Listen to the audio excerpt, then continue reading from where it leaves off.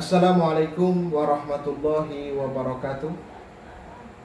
Pada pembahasan sebelumnya kita sudah menjelaskan tentang kompetensi absolut pengadilan agama. Sebagaimana sudah kita sebutkan, kompetensi pengadilan agama dalam bidang perkawinan ada 22 perkara.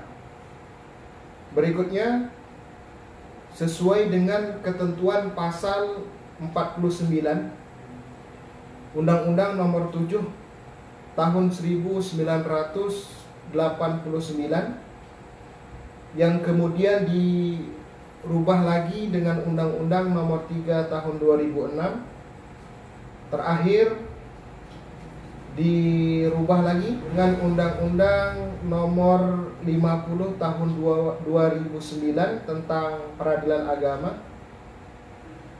Disebutkan bahwa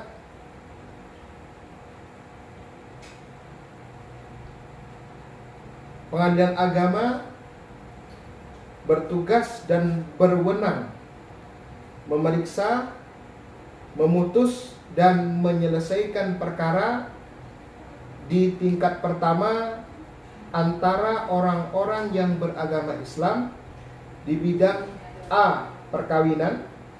Sudah kita jelaskan ada 22 kompetensi di bidang perkawinan.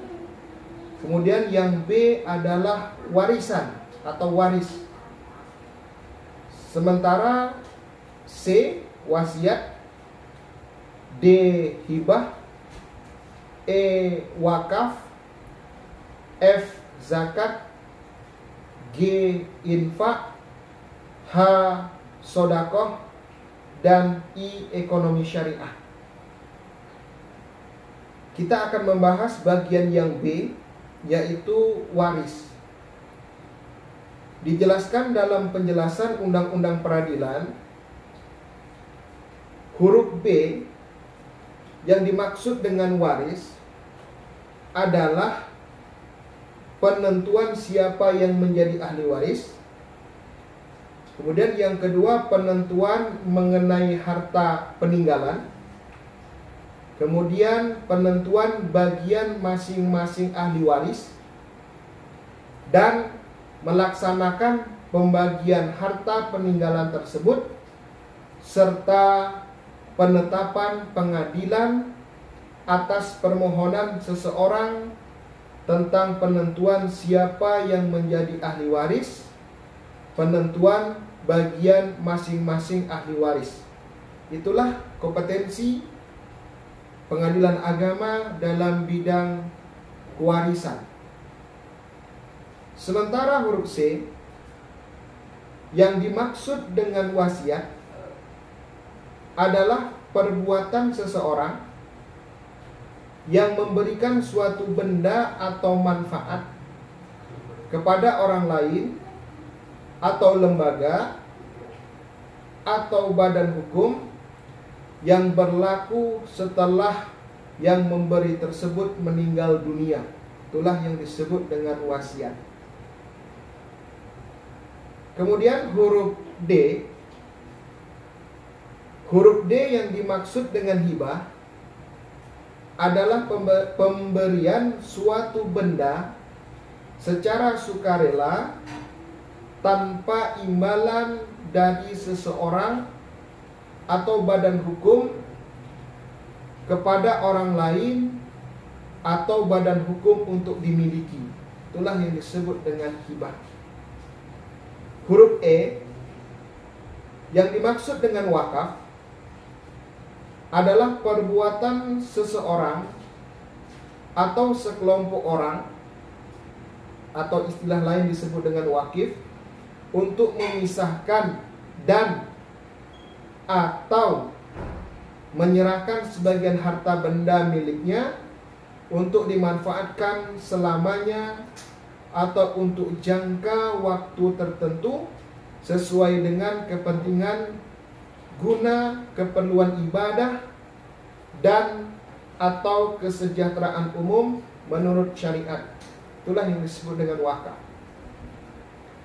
Huruf F, pasal 49 huruf F, yang dimaksud dengan zakat adalah harta yang wajib disisihkan oleh seseorang muslim atau badan hukum yang dimiliki oleh orang muslim sesuai dengan ketentuan syariah untuk diberikan kepada berhak yang menerimanya. Itu yang disebut dengan zakat.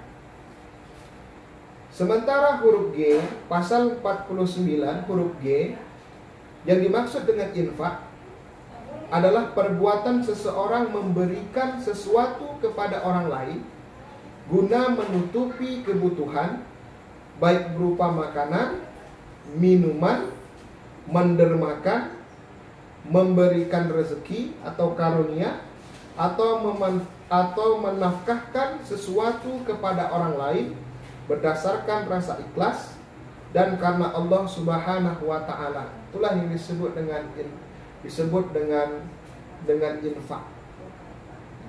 Kemudian huruf H, pasal 49 huruf H, yang disebut dengan sodako adalah perbuatan seseorang memberikan sesuatu kepada orang lain atau lembaga atau badan hukum secara spontan dan sukarela tanpa dibatasi oleh waktu dan jumlah tertentu dengan mengharap ridho Allah Subhanahu wa taala dan pahala semata-mata. Itu yang disebut dengan sodako. Kemudian kompetensi peradilan agama yang terakhir, yaitu huruf I-nya, yang dimaksud dengan ekonomi syariah adalah perbuatan atau kegiatan usaha yang dilaksanakan menurut prinsip syariah, antara lain meliputi bank syariah, lembaga keuangan mikro syariah, asuransi syariah, reasuransi syariah, reksadana syariah, obligasi syariah, dan surat berharga berjangka menengah syariah. Kemudian sekuritas syariah, pembiayaan syariah, penggadaian syariah, dana pensiun lembaga keuangan syariah, dan bisnis syariah. Itulah kompetensi peradilan agama dalam bidang ekonomi syariah.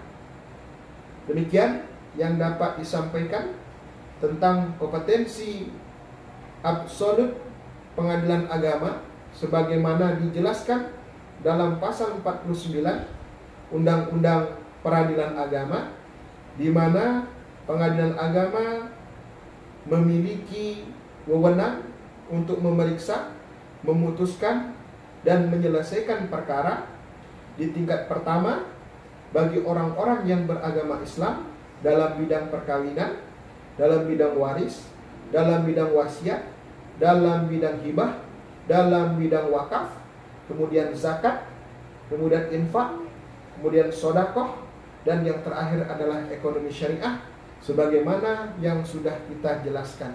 Mudah-mudahan bermanfaat. Terima kasih. Assalamualaikum warahmatullahi wabarakatuh.